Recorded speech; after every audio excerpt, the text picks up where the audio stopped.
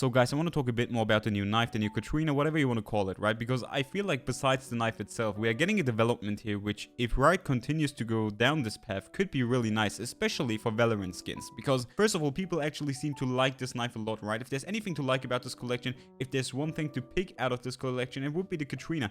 And rightfully so. People compare it to the Ruin Dagger, right? They say this is like literally the Ruin Dagger 2.0. And I want to go a bit more into the comparison before we start talking about the development here, which I think is pretty positive. Now, people call this the Ruin 2.0 dagger for a specific reason, right? They have a similar shape, which I think is pretty awesome because people actually do like the Ruin Dagger because of its design and obviously the animations, which second of all, they also share the same animations, right?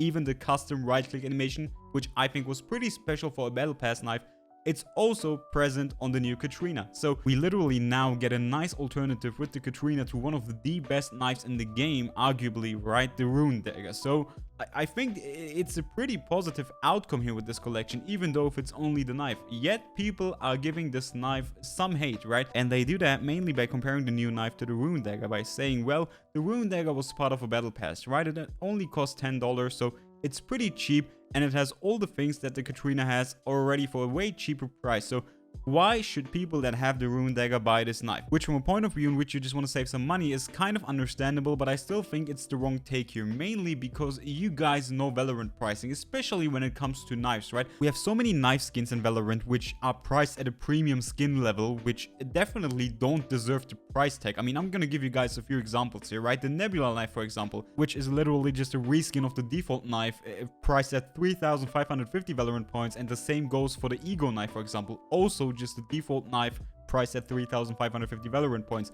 A Singularity knife, even pricier than both of these that I mentioned before, 4,350 Valorant points, and this one kind of is also just a default melee with some little effects to it, but no animations, nothing, right? So there are definitely some knives out there that, in my opinion, are just bad, especially for the price. Now, even if we look at the same price bracket as the Catrina, right? So the deluxe price bracket, we have the Prism knife, for example, which costs exactly the same amount like the Catrina.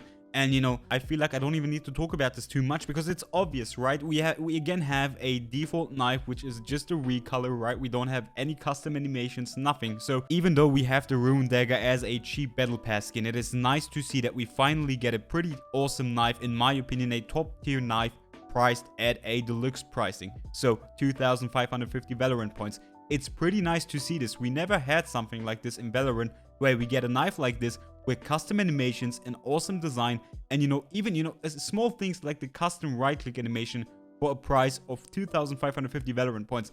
And that, in my opinion, is definitely a progress, right? That is definitely a path which is taking the right direction, because usually we got overpriced knives that didn't have too much animations, nothing too special about them.